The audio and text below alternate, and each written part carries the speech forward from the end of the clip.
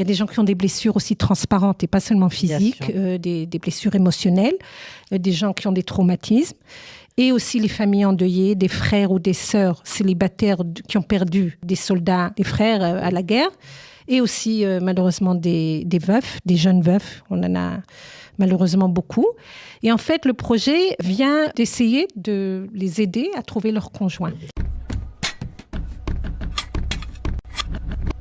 L'amour après la guerre, ça pourrait être une poésie, mais non, ce n'est pas du tout ça. C'est une action merveilleuse portée par des hommes et des femmes qui ont décidé de tendre la main aux soldats blessés. Pour en parler, nous avons le plaisir d'accueillir Sophie Amar, qui est responsable des volontaires au sein de l'association Chibourim. On est ravis de l'accueillir. Sophie, bonjour et bienvenue. Bonjour. Alors, l'amour après la guerre, déjà, c'est une phrase qui sonne bien, ça nous fait rêver. C'est né à quel moment et pourquoi ce projet a vu le jour? C'est né en plein milieu de la guerre. On était optimistes et on s'est dit il faut absolument qu'on fasse un projet pour aider les milouïm, les gens qui font des milouïm et les blessés. Et donc on s'est dit que vu qu'on a une association qui aide les célibataires à trouver leur conjoint, il faut absolument aussi qu'on contribue à tout ce qui se passe dans le pays. Et donc, on a créé ce projet. On était optimistes. On pensait que la guerre allait déjà terminer. C'était en plein milieu de la guerre, mais c'est pas grave. Et en fait, le projet, il vient aider les soldats blessés, les familles endeuillées. Ça veut dire blessés graves.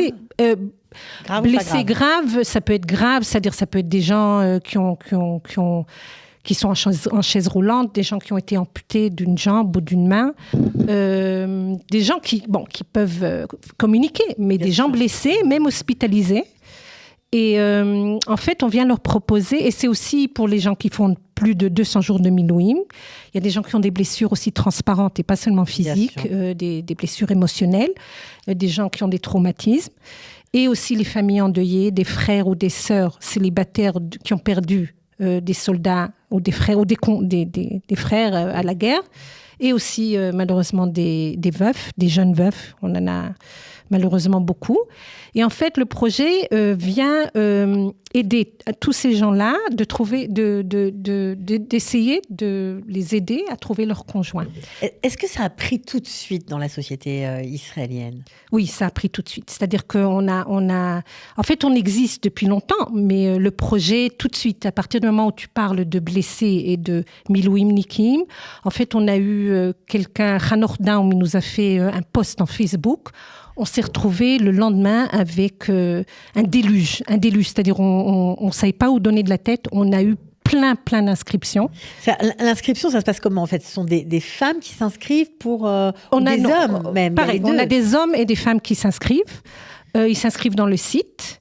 Et vu que ça a pris énormément d'ampleur, donc on a eu un déluge d'inscriptions. On a dû travailler 24 heures sur 24 pour essayer de les inscrire et de leur expliquer de quoi il s'agit. Ce n'est pas juste un site de connaissances. En fait, ce qu'on fait à Chibourim, les célibataires qui s'inscrivent à Chibourim, en fait, ils reçoivent un mentor. Un mentor, c'est un volontaire. Qui leur est dédié. Qui passe une sorte de talir, de processus de mentorship pendant 3 mois ensemble. Ça veut dire que le célibataire et le mentor, ils se rencontrent, ils vont boire un café ensemble, ils font connaissance et après, il se crée un lien d'amitié entre les deux. Et en fait, le mentor, il est formé pour aider le célibataire à avancer et à trouver son conjoint.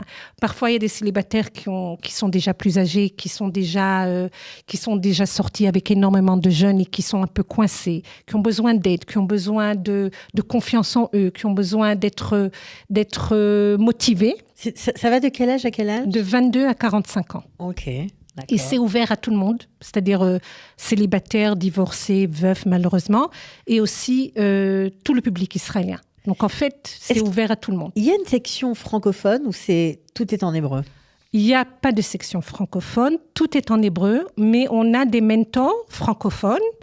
on a des mentors anglophones. C'est-à-dire que s'il y a des francophones qui s'inscrivent et qui veulent trouver un mentor qui parle français, on peut leur trouver des Européens ou des gens qui parlent français qui peuvent les aider. Oui. Alors, juste pour revenir à ce projet, on va dire que votre idée a malheureusement rejoint votre vie personnelle, puisque vous avez un fils qui a servi pendant cette guerre glaive de fer et qui malheureusement a été blessé en Syrie. Comment va-t-il d'abord ? D'abord, Baruch Hashem, il va beaucoup, beaucoup mieux. Et il est pratiquement... mercredi, si Dieu veut, il termine son shikoum, sa réhabilitation. Ok, donc on en sort. On en sort complètement. Ça a été très long. Ça a été très long. Et encore, je veux dire que Baruch Hashem, c'était une blessure grave, mais rien à voir avec d'autres blessures que j'ai vues. C'est-à-dire qu'on remercie Dieu que c'était pas trop grave. Il était indépendant depuis le départ, c'est-à-dire Baruch Hashem. Alors, justement, pendant sa blessure, il était en Shikoum Tel HaShomer. Là aussi, vous avez rencontré d'autres blessés. Et là aussi, vous vous êtes dit qu'il fallait faire quelque chose pour eux. Et pourquoi pas organiser une rencontre non pas virtuelle, mais qu'on se voit, que les gens puissent se parler, échanger.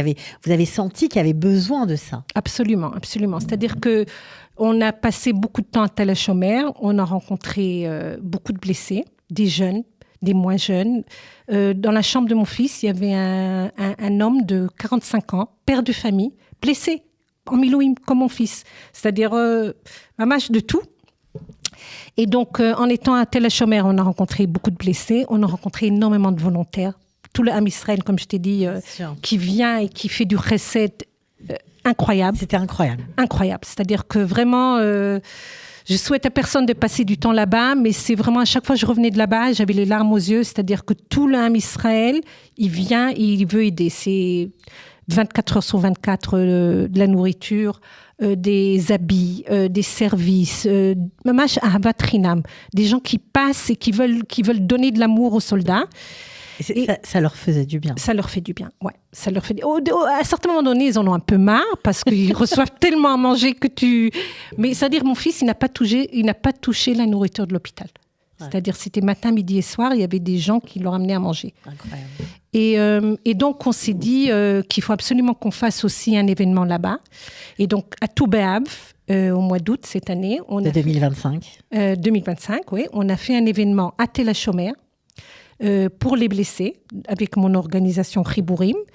Et quand on a commencé à faire de la pub, on a eu un déluge d'inscriptions de jeunes femmes, moins jeunes, c'est-à-dire de 22 à 45 ans, qui étaient intéressées de venir rencontrer des blessés. C'est-à-dire, on a eu tellement d'inscriptions qu'on a dû faire une liste d'attente et on a dû arrêter. 200 femmes qui se sont inscrites. Qui se sont inscrites pour... c'est fou. Incroyable. Et donc, on a fait le premier événement, on a fait à l'hôpital. C'était très émouvant. Il y avait une très bonne ambiance. On a eu de la musique. On a eu naturellement un grand barbecue. Il y a des gens qui se sont rencontrés pour la première fois, en tout cas, qui ont osé faire le pas d'aller vers quelqu'un d'autre. Oui, il y a des gens qui se sont rencontrés. Les jeunes femmes aussi qui étaient là, elles étaient très... En fait, c'était une sorte entre le bikur cholim, le fait de venir visiter les blessés et aussi de les connaître. Donc, c'était très informel comme ça. Et il y a un jeune blessé qui a été brûlé dans un incident à Gaza, qui, jusqu'à ce moment-là, ne voulait pas sortir de sa chambre. Il était brûlé sur tout son corps? Pas sur tout son corps, mais c'était des brûlures visibles. C'est-à-dire, et son visage, il a perdu 2 doigts, la main, c'est-à-dire... C'est compliqué. C'est quelqu'un qui a fait plusieurs greffes, beaucoup de traitements. C'est des traitements qui durent très longtemps. Beaucoup d'opérations, en fait. Et c'est la première fois qu'il est sorti de sa chambre. Il est sorti de sa chambre parce qu'il a senti l'amour et l'ambiance et il est venu. Et rien que ça, laisse tomber s'il rencontre quelqu'un ou pas, mais le fait de sortir de sa chambre, c'était incroyable. Après, suite à cet événement-là, on a décidé de faire un autre événement quelques mois plus tard. Mais là, on a fait un pas de plus, c'est-à-dire qu'on ne l'a pas fait à l'hôpital. On l'a fait... dans un yishuv pas très loin de l'hôpital, c'est-à-dire à une demi-heure de route, et pour les sortir de l'hôpital. C'est-à-dire, pareil, on a de nouveau eu plus de 200 inscriptions de jeunes femmes, et les blessés, ils sont venus. Ils sont venus, ils sont sortis de l'hôpital. Il y en a qui étaient déjà en shikumium, donc ils étaient déjà à la maison. Il y en a qui sont sortis. On a même eu un service, de nouveau, bénévole d'ambulance. Quelqu'un, c'était ça son bénévolat.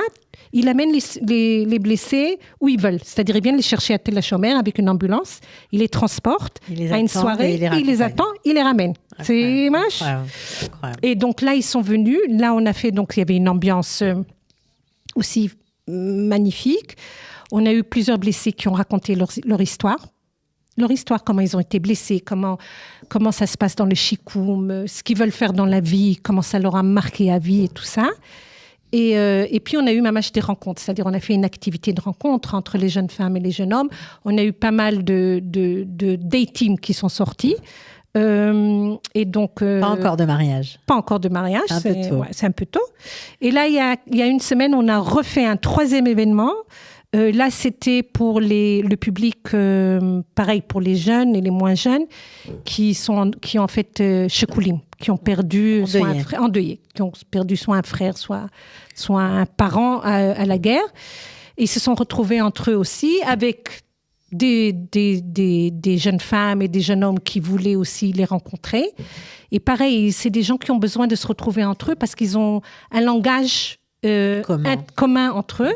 Là, on a fait une activité avec un playback, une sorte de théâtre improvisé comme ça. Et grâce à ce théâtre, en fait, il y a des choses hyper personnelles qui sont sorties de manière humoristique. Et c'était très, très émouvant aussi. Ouais. Donc voilà. Vraiment, c'est un projet qui a pris, évidemment, ça correspond tellement bien à l'ADN israélien. Maintenant, pour la petite histoire, c'est que votre fils, qui était donc blessé, a lui aussi eu un chidour, pas par le site, mais un chidour. Et c'était aussi à l'hôpital que la première rencontre s'est faite. C'est fou, quoi. Exactement, ouais. C'est Mamash Baruch Hashem. Mon fils, en fait, il était à l'hôpital pendant 3 mois, en Shikoum Malais. Et vers la fin, il a fait énormément de progrès, beaucoup de physiothérapie, mamash, des soins incroyables là-bas aussi. Mamash, Am Israël, les Tifarto. J'arrête pas de le dire parce que c'est bémet incroyable. Ouais. Et donc, on lui a proposé un chidour. Il a hésité parce il était mal à l'aise, en fait, que la fille, elle devait venir le voir à l'hôpital, quoi. Mais il a accepté. Et donc, 2 semaines avant d'être libéré de là-bas, il a rencontré cette fille. Leur premier date était dans sa chambre d'hôpital. C'est dingue. Et là, Baruch Hashem, ils se sont fiancés, là, maintenant, cette semaine. Mon fils est reparti en Milouim, c'est-à-dire pour vous expliquer à quel point le shikoum, il a marché. Et si Dieu veut, là, on va planifier le mariage. Ouais, c'est des très bonnes nouvelles. On espère franchement pour tout le Ham Israël, on espère vraiment que ça va marcher, que ce projet aura comme résultat beaucoup de mariages, beaucoup de bébés qui naîtront de ces unions et qui feront encore grandir le Ham Israël. Vraiment, franchement, c'est magnifique. On voulait absolument vous donner la parole. Merci beaucoup. Très belle initiative, surtout que vous avez modifié le projet à la base. Donc, c'est vraiment très bon. En tout cas, ça m'a beaucoup plu. J'espère que vous aussi. Voilà, en tout cas, bravo Sophie. Et vous revenez nous raconter de belles histoires. Avec plaisir, quand vous voulez. Mais le projet, il est ouvert à tout le monde. C'est-à-dire, il ne faut pas être blessé. Tous les célibataires qui cherchent leur conjoint et qui veulent trouver leur conjoint et qui veulent avoir l'aide d'un mentorship, d'un mentor qui vient, en fait, en tant que volontaire, leur donner tout leur amour et essayer de les aider. C'est ouvert à tout le monde. C'est-à-dire, c'est pas seulement ouvert aux blessés. Cherchez Chibourim en ligne. On mettra le lien, bien évidemment, sous la vidéo. Voilà, et inscrivez-vous. Ce sera le mot de la fin. Merci beaucoup, Sophie. De rien. Toda Rabba. Bye.